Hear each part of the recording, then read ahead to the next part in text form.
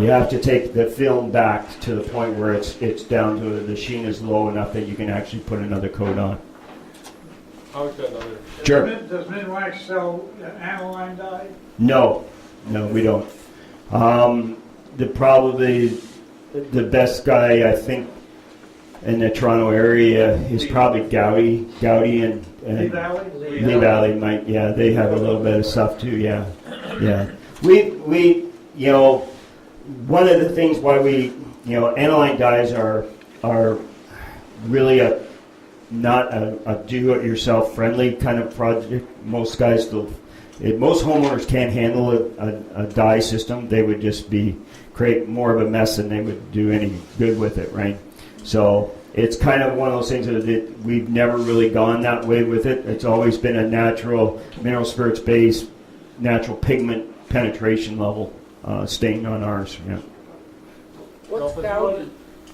What is Gowdy? Are they a supplier? Gowdy is a supplier in Toronto, and they supply a lot of the furniture manufacturers and furniture shops and that type of stuff. Yeah. So if you want to end up with a satin finish and you want to put 3 coats on, you just use 3 coats of satin? That's right. Yeah. And then remember when you're putting a polyurethane on, a lot of times 2 coats, if you have a base underneath it, if you have stain underneath it and you're putting, or a sanding sealer underneath it, 2 coats is usually enough. The 3rd coat is always, you can do it, but when in between coats, you always want to give it a light scuff sanding to create a bond for the next coat to build to, right? And using about a 220 grit paper is where you want to go. If I can just grab a piece of sandpaper here. Good luck enough. No, 320. I want to show you a quick method of how to put a film on.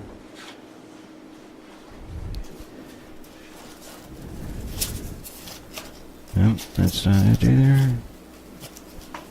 I guess that's going to have to be my guest of honor here tonight. Usually if you're working on a smooth surface, a flat surface like this, see if I got one there that I can.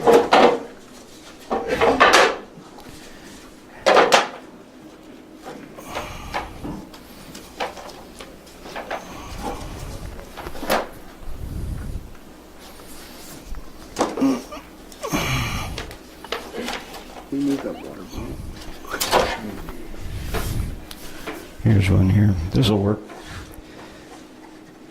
A little bit of something stuck to it. But Ralph, just move the water bottle out of the way. Sure. Yeah, thanks. Perfect. Okay, when it comes to putting polyurethane on or any film coating on the surface, when you put your stain on, you never sand your color, right? You always sand between coats of polyurethane. So what you want to achieve is prepare your wood, do your hand sanding, you put your conditioner on, you put your 2 coats of stain on it, you put your first coat of polyurethane on it, and that's the next time you're going to take sandpaper to it, right? So you really don't want to do a lot of sanding. Now with this, all you want to do is really just give it a light scuff sanding using a 220 grit sandpaper on a flat surface like this. I usually put it on a sanding block just to keep you even pressure point so you're not getting finger impressions all the way across the surface.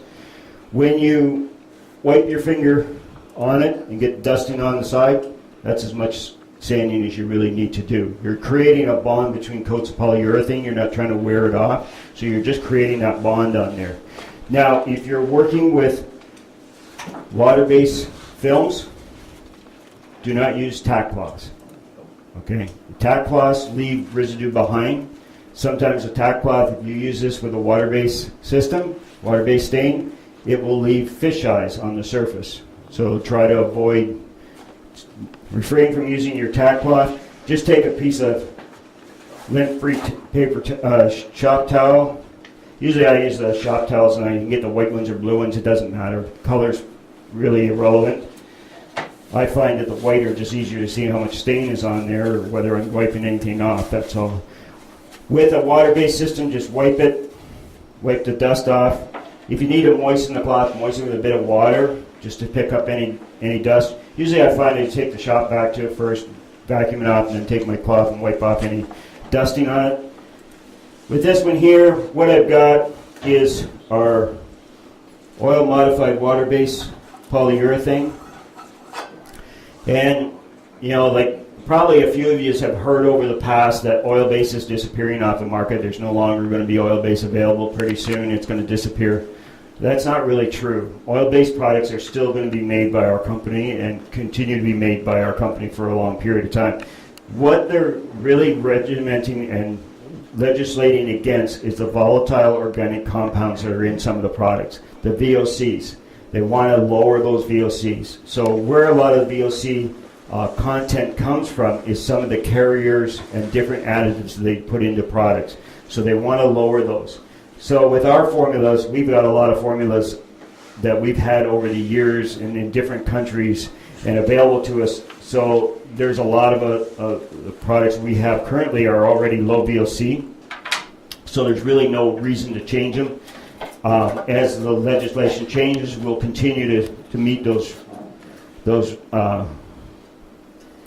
requirements. Now, when you go to do any of your finishing, one of the things that I always like to kind of talk to people about a little bit too is that when you do finish all your sanding, and everybody has the same process. They sand, they vacuum it off, and then they run their hand over top of it and feel how nice and smooth it is, and it's great. You know, everything's good. And then usually we go up to the house and knock the dust off ourselves, wash our hands.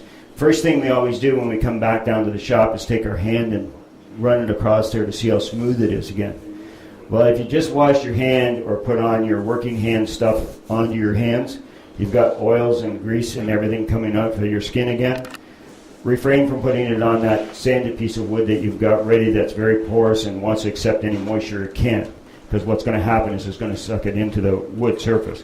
So usually what I find the best thing to do is put on some nitrate gloves like this. You can get these nice cobalt blue ones or the light blue, whatever color you like. Or you can go just the natural ones, whatever. Or even a pair of cotton gloves, just to keep the skin away from there. Because you don't want to be putting the oils from your skin on there. Young in my career, I had the opportunity to see a prime example of why you don't want to do that.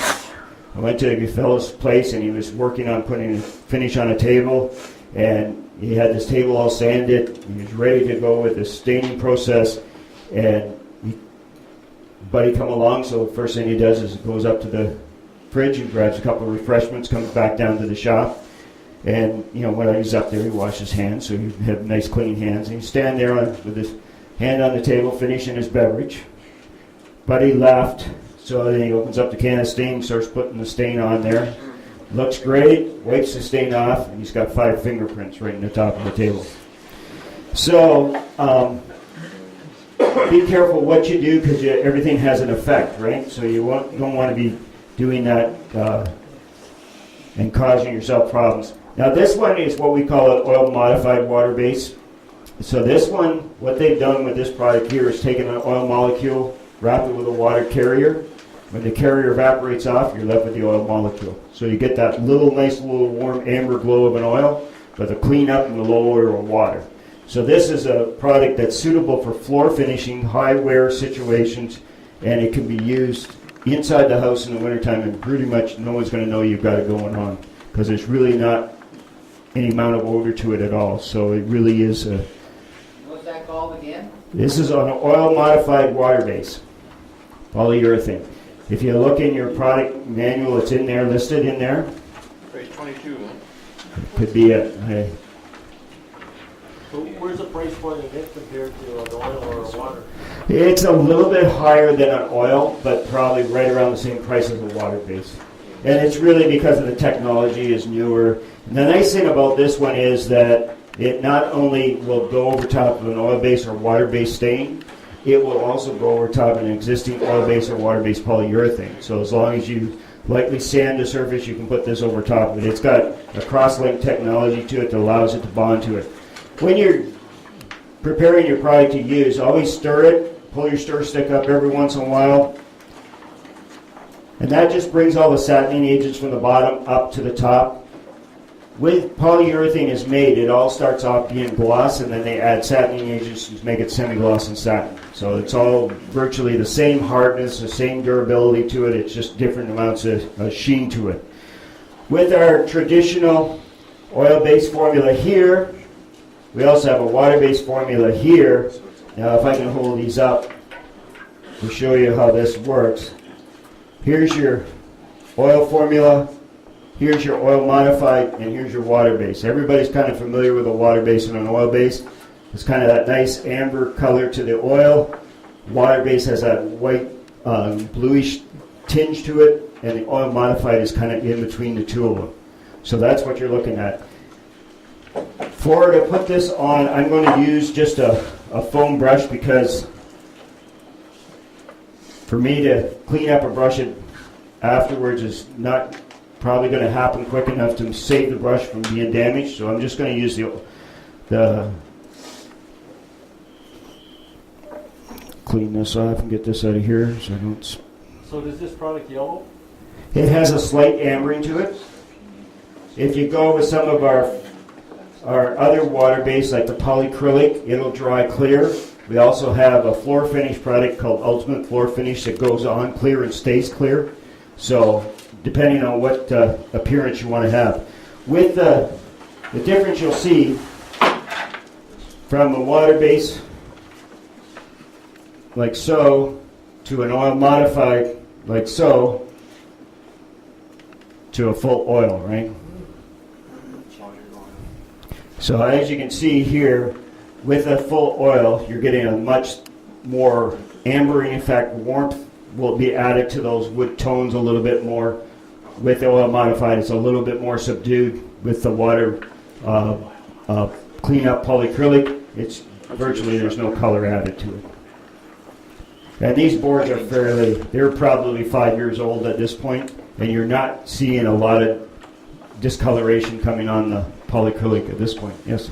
Does the oil modified, when I use the water-based, it's kind of bubbles that they're foams or something, especially if it's not flat?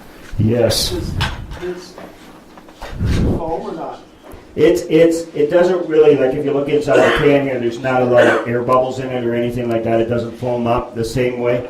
What happens a lot of times, and this is something that I'd like to try to explain as much as possible, when I put this on with a foam brush like this, things to keep in mind, you dip your applicator halfway through the wedge. Just the tip of your brush is all you want to load on here.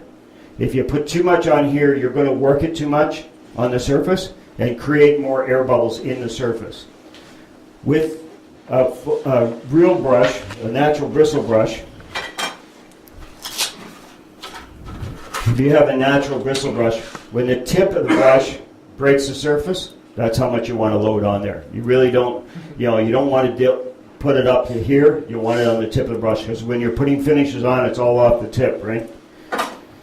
So with my applicator like so, what I'm going to do is when you load a foam, it'll take you usually have to dip it in 2 or 3 times to get the foam wet, because it's like a sponge. When you take a dry sponge and throw it on a puddle on the floor, it won't pick it up. If you wet it, it'll pick up everything that's on the floor. The foam brushes are the same way. You got to wet them a couple times first before you actually have any pickup on them.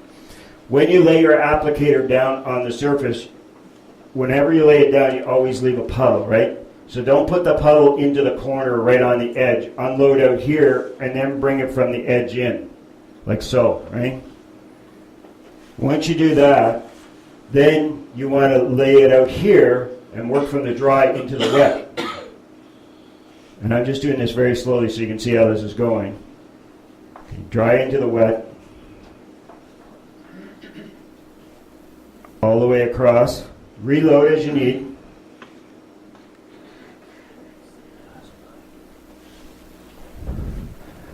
Now this is a great technique to practice with that scrap piece of wood you're doing your piece on. Once you get it to the end like so,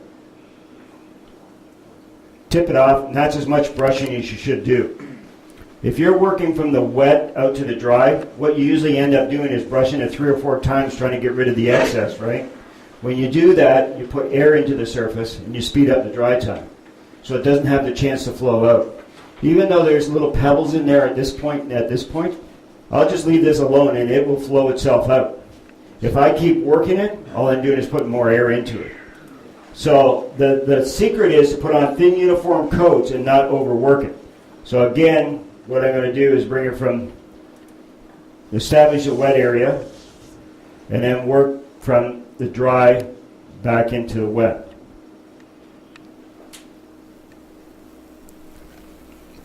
So if I wanted to do an area the size of a living room, I could use a deck sprayer, right? Yeah, you could. If you're getting paid by the hour, you can use this little foam guard. That's why Wayne takes so long. It's the same technique. They make smaller ones too.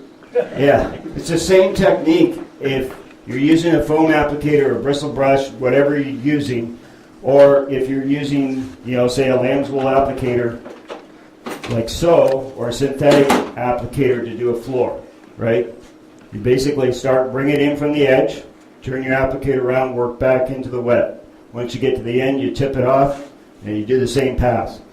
The thing about doing it this way, if you're working across a floor, and it's a 20-foot floor, if you're going from the wet out to the dry, by the time you get back to the start again, it's already dry, right? You got no open time. You have no, it can't flow itself out. If you're going from the dry into the wet, when you get back to this end, you tip it off all the way back, and you start bringing your next pass out and doing it again the same way, you're still going to have open time. You'll be able to tip that off again. Now, after you put your first coat on, your first couple passes on, I'm going to do a third pass like so, right? I'm just trying to hold this out so they can get this. You can get this on the camera because you probably want to look at this a couple times when you're going back into this. Usually, what you'll find is that you practice this technique a little bit.